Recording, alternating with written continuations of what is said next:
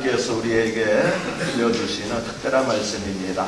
시편 23편 1절에서 3절을 저와 같이 합독하시겠습니다.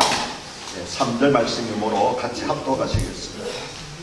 같이 읽겠습니다. 여호와는 나의 목자시니 내게 부족함이 없으리로다.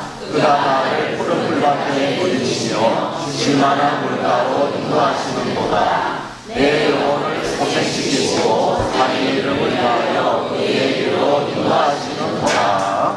아멘. 어떻습니까 여러분? 꼭 시골교회 같죠? 아담하게. 그렇죠? 혹시 시골교회에서 신앙생활 하시는 분 계십니까? 몇 분 안 계시는데 저는 여기 탑사하러 와서 딱 느끼는 게 정말 시골교회 같다 그런 생각이 들었습니다. 원래 우리에게 내어주기로 했던 그 예배실은 우리 저기 대형버스 주차장 있죠? 그 옆에 보면 큰 대성전 있죠? 예루살렘 성전이라고 그러는데 500명이 들어가는 굉장히 큰 겁니다. 그래서 우리가 가면 너무 썰렁할 뿐만 아니라 이 바닥이 대리석으로 되어 있어서 우리 앉아서 예배 드릴 수가 없고 활동할 수가 없어서 이곳으로 정했는데 정하고 나니까 더 좋은 것 같습니다. 그죠? 우리 찬양하는 소리도 울리고 참 좋습니다. 우리는 작년에도 이곳 십자수 기도원에서 가을철 야예배를 가졌습니다. 그런데 작년에는 10월 28일 그러니까 올해보다 한 주 늦게 야예배를 가졌습니다. 그런데 와서 보니까 이미 단풍이 다 시들어 버린 상태였습니다. 그래서 올해는 작년보다 한 주 일찍 왔습니다. 그런데 와서 보니까 아직 단풍이 들지 않았습니다. 저는 작년 말에 미리 올해 그 행사를 일정을 짜면서 가을철 야배 날짜를 정하는데 가장 고심을 했습니다. 하면 늦고 빠르고서 언제 정할까 하다가 이제 인터넷 검색하면서 2019년도 서울 근교에 단풍이 절정할 때가 언제가 했더니 바로 이때였습니다. 그래서 왔는데 올해 왜 이렇게 더운지요. 그래서 날씨가 덥다가 보니까 단풍이 늦게 들었습니다. 그래서 내년에는 가을철 야예배를 드리기는 드려야 되겠고 날짜는 정하지 않고 그렇게 드리려고 작정을 했습니다. 그렇습니다. 솔로몬이 잠언에서 여러 차례 고백하였듯이 사람이 아무리 지식과 정보를 동원하여 계획하더라도 그 일을 이루시는 분은 누구십니까? 우리 하나님이신 줄로 믿습니다. 사람은 1년의 일을 알지 못할 뿐만 아니라 내일도 알지 못합니다. 그래서 사람은 실패와 실수를 통해서 자신의 한계를 깨닫고 겸손히 하나님을 의지하는 것을 배우게 되는 것입니다. 오늘 설교 본문으로 택한 시편 23편은 성경에서 가장 유명한 말씀 가운데 하나입니다. 우리 교회 로비에도 중국의 서예가가 한문으로 시편 23편을 쓴 족자가 걸려 있습니다. 보셨습니까? 네. 근데 그 내용이 시편 23편이 아셨습니까? 그러셨어요. 여러분들이 뭔가 글씨는 잘 썼는데 무슨 내용인지 모르셨을 것 같은데 제가 재작년에 중국에 강연을 갔을 때 중국의 서예가가 직접 써서 우리 큰사랑교회에 선물한 것입니다. 그래서 이렇게 오른쪽부터 왼쪽으로 나가잖아요. 그래서 맨 오른쪽에 보면은 큰사랑교회 드립니다라고 그렇게 써져 있습니다. 다음 주일에 가시면 꼭 확인해 보시기를 바랍니다. 사람들은 시편 23편을 읽으면서 참으로 평화로운 국가적인 풍경을 떠올립니다. 푸른 초원이 펼쳐있고 그 옆으로는 잔잔한 시냇물이 흐르고 있고 목동인 다윗은 나무 그늘에 앉아서 풀피리를 불고 있는 그런 광경을 말이죠. 그런데 아십니까 여러분? 다윗은 이것과는 정반대의 상황에서 시편 23편을 기록하였습니다. 성경학자들은 다윗이 노년에 특히 그가 아들 압살롬의 반역을 당하여 도망갈 때 이 시를 기록했다고 추측합니다. 사절에서 다윗이 내가 사망의 음침한 골짜기로 다닐지라도 한 것과 5절에서 주께서 내 원수의 목전에서 라고 노래한 것을 통해서 그 사실을 알 수 있다고 말합니다. 이것이 다윗이 시편 23편을 노래할 때의 그의 삶의 자리였습니다. 그래서 그런 상황에서 다윗이 1절에서 여호와는 나의 목자시니 내게 부족함이 없으라고 고백한 것이 참으로 놀라운 것입니다. 그런데 1절에 다윗의 고백을 다시 들여다보면 다윗은 여호와는 나의 목자시니 나에게 부족함이 없습니다라고 말하지 않고 나에게 부족함이 없을 것입니다라고 미래형으로 고백하는 것을 알 수 있습니다. 이 말은 다윗이 지금 현재는 부족한 것이 많은 상태에서 이 고백을 하고 있다는 것입니다. 그러나 나의 목자이신 여호와께서 반드시 나를 부족함이 없는 상태로 회복하여 주실 것이라고 하는 그의 믿음을 고백한 것이 바로 1절의 내용입니다. 2절에 그가 나를 푸른 풀밭에 놓이시며 쉴만한 물가로 인도하시는 도다라는 말씀도 원문을 보면 1절과 마찬가지로 미래형으로 기록되어 있습니다. 따라서 다윗은 푸른 풀밭과 쉴만한 물가와는 정반대되는 상황에서 이 시편을 쓰고 있었던 것입니다. 이것이 바로 여호와는 나의 목자신이라고 고백한 다윗의 위대한 믿음인 것입니다. 그러므로 우리는 성경에서 가장 아름다운 이 시편이 가장 아름답지 못한 환경 속에서 기록되었다는 것을 잊으면 안 됩니다. 그래서 다윗이 밤중에 원수들에게 추격을 당하면서도 하나님을 찬양하였고, 바울과 실라가 복음을 전하다가 체포되어서 거의 죽을 정도로 매를 맞고 깊은 감옥에 갇혀서도 밤중에 하나님을 찬양한 것처럼 우리 성도들은 고난의 깊은 밤중에 하나님을 찬양하도록 부름을 받은 사람들이라는 사실을 꼭 기억하시기를 바랍니다. 저는 지난 수요일에 미리 이 장소를 답사했습니다. 그리고 이 베들레헴 성전 옆으로 조용히 흐르는 계곡물을 보면서 오늘 설교 본문을 정했습니다. 특히 저희 마음에 떠오르는 성경 구절은 시편 23편 2절에 쉴만한 물가로 인도하시는 도다라고 하는 말씀이었습니다. 목자가 해야 할 중요한 일 가운데 하나는 양들을 푸른 풀밭에 눕게 하고 쉴만한 물가로 인도하는 것입니다. 여기서 푸른 풀밭은 파랗게 자란 새싹들이 있는 곳을 말합니다.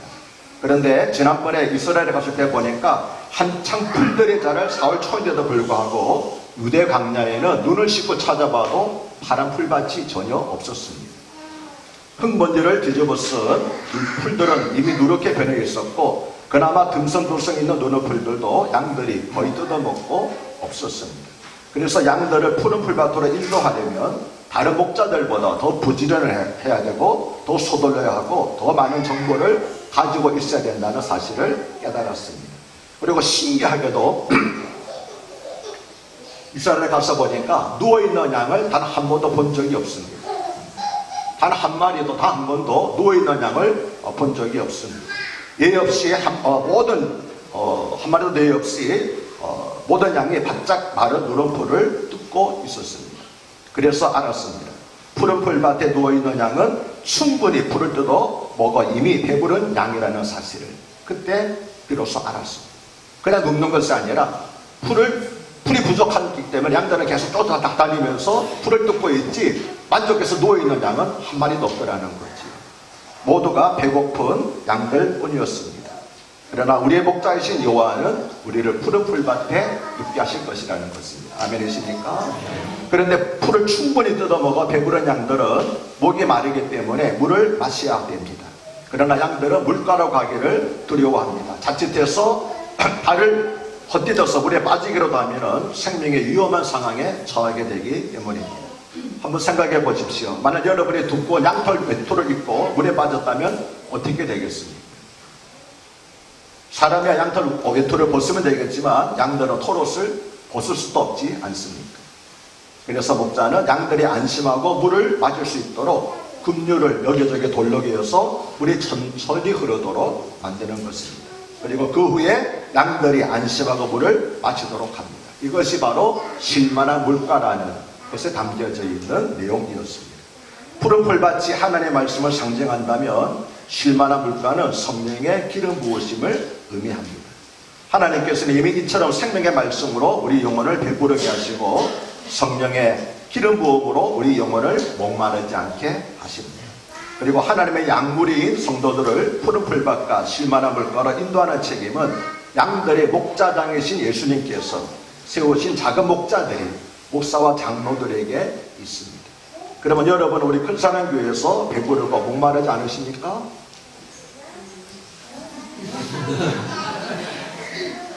죄송합니다.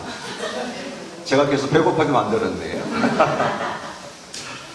그런데 목자가 양들을 푸른 풀밭과 쉴만한 물가로 인도하는 이유가 있습니다. 그것은 아직 집에 도착하지 않았기 때문입니다. 다시 말하면 아직 갈 길이 멀기 때문에 한 번씩 푸른 풀밭과 쉴만한 물가로 들러가야 되는 것입니다. 따라서 푸른 풀밭과 실만한 물가는 최종 목적지가 아니라 양들이 이동 중에 중간중간 들르는 장소입니다. 이처럼 목자가 중간중간 푸른 풀밭과 실만한 물가로 양들을 데리고 가는 이유는 이렇게 재충전하는 시간을 가져야만 계속 여행을 할 수 있기 때문입니다. 시편 23편은 겨울이 끝나고 봄이 되면 풀을 찾아 떠나는 여행을 시작하여서 겨울이 오기 전에 마침내 집에 도착하는 긴 여정을 따라서 소개하고 있습니다. 물론 이것은 천국을 향해 가는 나그네, 즉 천국의 노마드인 성도들의 삶을 상징적으로 보여주는 것입니다.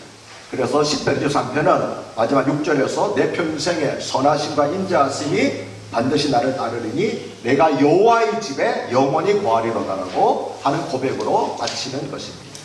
사랑하는 여러분, 그리고 오늘 하나님께서 우리를 위해 허락해 주신 이곳에서 충분히 먹으시고 충분히 쉬시기를 바랍니다.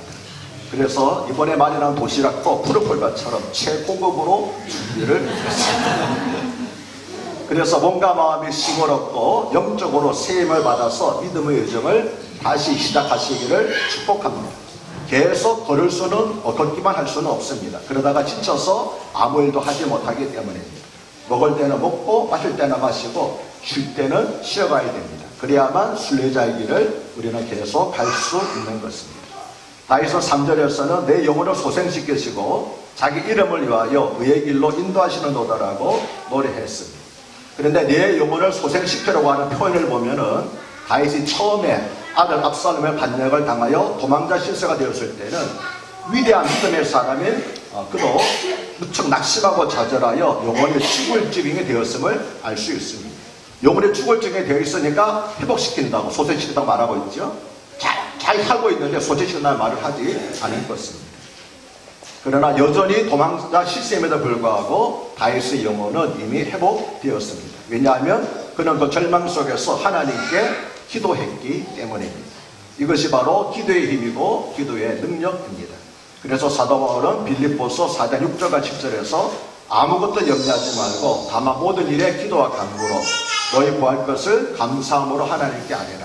그리하면 모든 지각에 뛰어난 하나님의 평강이 그리스도 예수 안에서 너희 마음과 생각을 지키시리라고 말했습니다. 그런데 하나님께서 이처럼 다윗과 우리의 영혼을 소생시켜 주시는 이유는 우리가 어렵고 잘나서가 아니라 자기 이름을 위하여입니다. 즉 하나님께서는 하나님 자신의 영광을 위해서 우리의 영혼을 회복시켜 주시고 우리를 의의 길로 인도하여 주신다는 것입니다. 또한 이 말은 하나님께서 당신의 이름의 명예를 걸고 우리를 의의 길로 인도해 주신다는 것입니다. 우리가 하나님을 나의 목자로 고백하고 의지하는데 우리가 실패하고 끝까지 원수에게 수치를 당한다면 그것은 곧 하나님의 수치가 되기 때문입니다. 다시 말하면 하나님께서는 3절에서 우리에게 너희가 나를 믿고 의지하는데도 너희의 삶이 실패를 끝난다면 내 이름이 어떻게 되겠느냐. 그러므로 나는 나의 명예야 이름을 걸고 나의 영광을 위하여 반드시 너희를 의의 길로 인도해 주실 것이라고 말씀하시는 것입니다. 아멘이십니까? 아멘. 처음에 말씀드렸듯이 시편 23편은 모든 것이 풍족하고 안락한 상태에서 쓰여진 것이 아닙니다.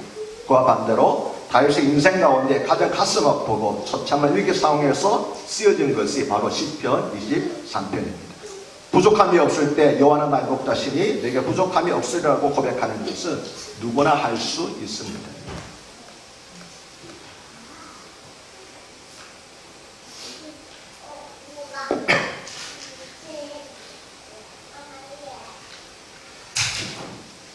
푸른 풀밭과 실만한 물가에서 2절처럼 고백하는 것도 누구나 할 수 있습니다. 그러나 성령께서 오늘 말씀을 통해서 우리에게 적용하시는 것은 너희도 다윗처럼 비참하고 절망적인 상황에서 여호와는 나의 목자시니 내게 부족함이 없으리로다. 그가 나를 푸른 풀밭에 누이시며 실만한 물가로 인도하시는도다. 내 영혼을 소생시키시고 자기 이름을 위하여 의의 길로 인도하시는도다라고 고백할 수 있겠느냐는 것입니다. 물론 하기 어렵습니다. 그러나 하고 싶습니다. 우리도 다윗처럼 고백을 하고 싶습니다. 하오니 우리 주여 우리의 믿음 없음을 도와주시옵소서. 할렐루야. 하나님 아버지, 오늘 우리가 가을철 야예배로 왔습니다. 바라고 원하는 것은 우리가 씹을 얻기 위해서 왔습니다. 하나님, 이곳에서 우리가 하루 머물다 가지만 우리가 모처럼 여기서 안식을 누리며 푸른 풀밭에 눕듯이 그렇게 충만한 은혜를 받아 만족하고 돌아가게 하여 주시옵소서. 목마른 영혼마다 오늘 드리는 모든 순서와 그리고 산책을 하면서 함께 교제를 하면서 우리 목마름도 해결되게 하여 주셔서 돌아갈 때는 모든 성도님들이 배부르고 목마르지 않은 상태로 감사하며 돌아갈 수 있도록 축복하여 주시옵소서. 그렇게 해 주실 우리 주님 예수 그리스도를 받들어 감사하며 기도하옵나이다. 아멘.